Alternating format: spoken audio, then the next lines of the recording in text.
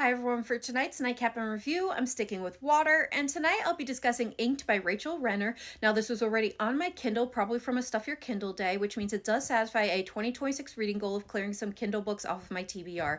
Of course, I'm giving my honest opinion. Unfortunately, I did DNF this at 38%. If DNF reviews are not your cup of tea, feel free to keep scrolling. I just want to talk about my experience for as far as I got in the book. Now remember, reading is subjective and not every book is for a reader, and this just may not have been for me, but if it sounds like something you're interested in, I strongly encourage you to give it a try for yourself, and I hope you love it.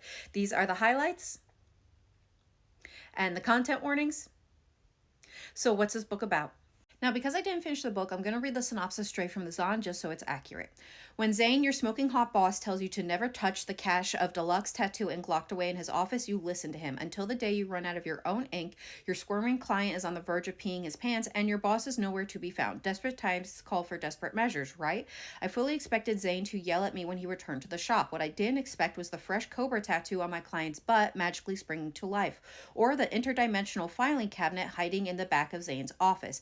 And oh, did I mention that my gorgeous magic ink hoarding boss is actually an incubus? Now, though mostly through no fault of my own, we have to venture into a strange and distant land where the never-ending list of lethal flora, fauna, and fae await us. When you add in my Jewish mother's string of poorly timed hysterical phone calls, there's one thing I am grateful for. There's no cell service in the fae realm. So what are my thoughts? Again, I did DNF this at 38%. Now, I do want to say I thought the idea of the magical tattoos was really cool, especially as it pertained to the animal tattoos that would then come to life. Biscuit was really cool. But for a couple different reasons, I was not able to get into this book. The first being that as beautiful and colorful as the cover is, the characters and the story felt a little flat and one-noted for me.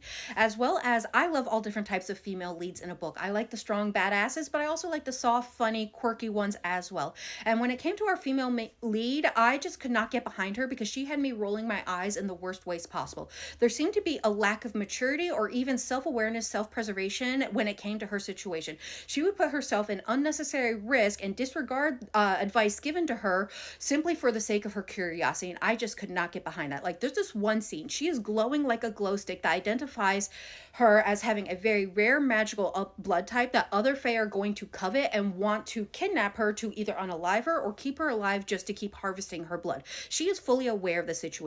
Her boss, who she has the hots for, tells her to stay in the office with the door closed because another fae has entered the shop and he wants to shoo them away. That fae is a woman. So he goes to interact with them, and there is obvious interaction between the two that lets you know that they are very intimate with one another. She can hear their conversation quite clearly through the door. There's no obstruction. But for the sake of her curiosity, because she has the hots for this boss and is curious what this woman looks like that he has obviously been intimate with, she opens the door glowing like a glow stick, identifying her as a potential victim. And I'm just like, nope, I cannot do that. That is just not for me.